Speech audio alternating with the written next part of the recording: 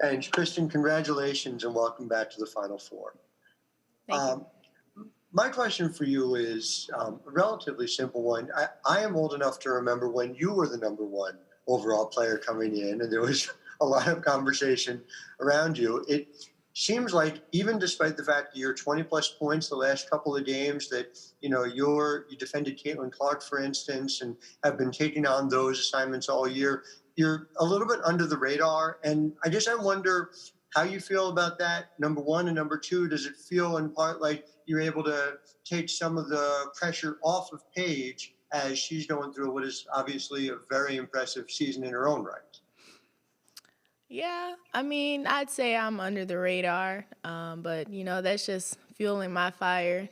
I've had my ups and downs throughout the season, and, I probably haven't played to the standard that people thought I was going to play at, but I'm still working hard and I'm still growing my game, and that's all that matters. So I'm just playing with a chip on my shoulder. I just want to win. It's not all about individual accolades at this point. Like, I just want to win, and that's always been the goal. And Paige has handled everything so good. She's an incredible person and player, and I feel like she's handled everything that's been thrown her way very well. So. Thank you for the question, Howard. We'll now go to John of Global Traveler. John? Hi, Christyn. Thank you for your time and congratulations on everything so far. As a fan, the game against Baylor was just fantastic. I mean, it couldn't be any more exciting. As a player, obviously you like an easier win, but do games like that, are those the type of games that really, make you love the sport, make you love the game? Of course. That's why I came to UConn, to play in games like that. It was very exciting, super competitive. And it's crazy that it was an Elite Eight game. It felt like a Final Four game or maybe even a national championship game. But I love the competition, and I'm just glad we got the win. Thank you. Our next question will come from Doug Feinberg, Associated Press. Doug? Hey, Christyn, Doug Feinberg, the AP. So you've been to the Final Four before, obviously, and I'm curious, there's obviously all the other stuff besides basketball that goes into the Final Four, like salute dinner and other things.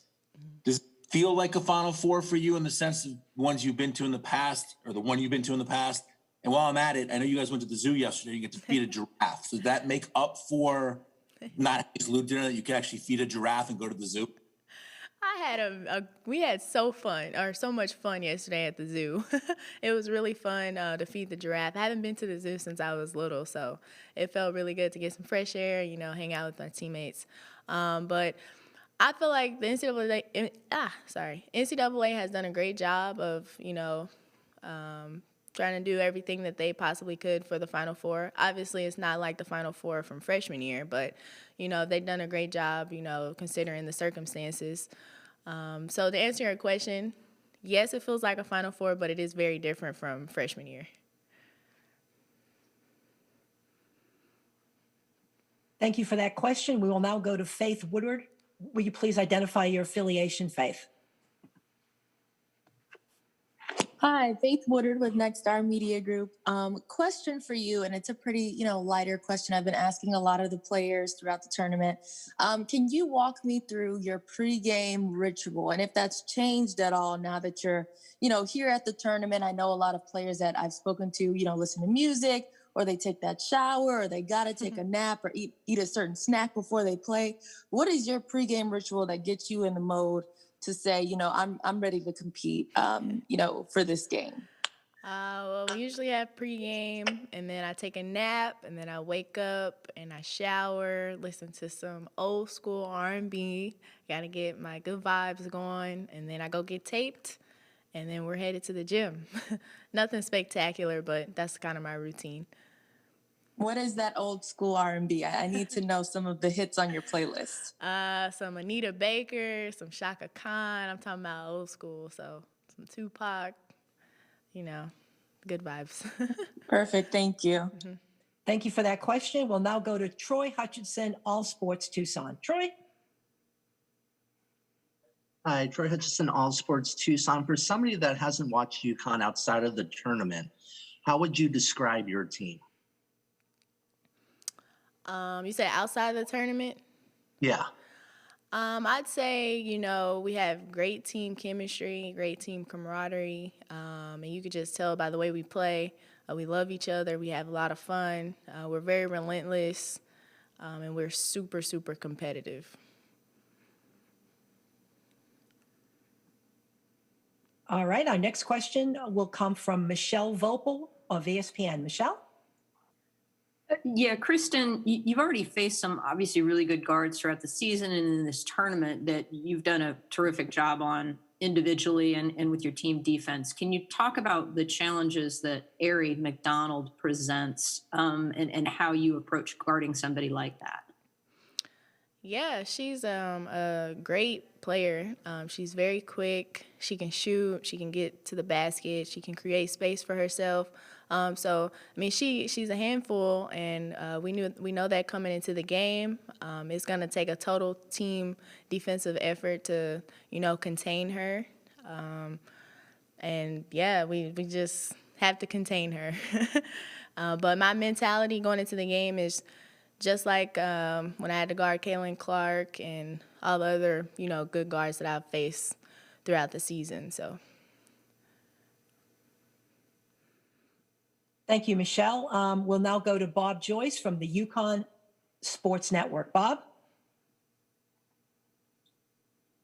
Thanks, Barb. Hey, Christyn. First of all, is there any Earth, Wind, and Fire in that R&B for you, kid? Yeah, a little bit of everything. Good. Does Arizona remind you of any team that you've played so far this year? Or are they an entirely different look?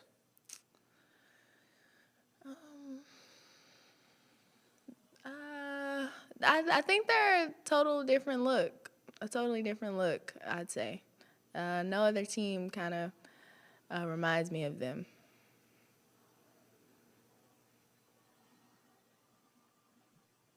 All right, thank you for that. Is there a follow-up question, Bob? No, I'm good, Barb. Good to hear your voice, too. Christyn, have fun tomorrow night. Thank you.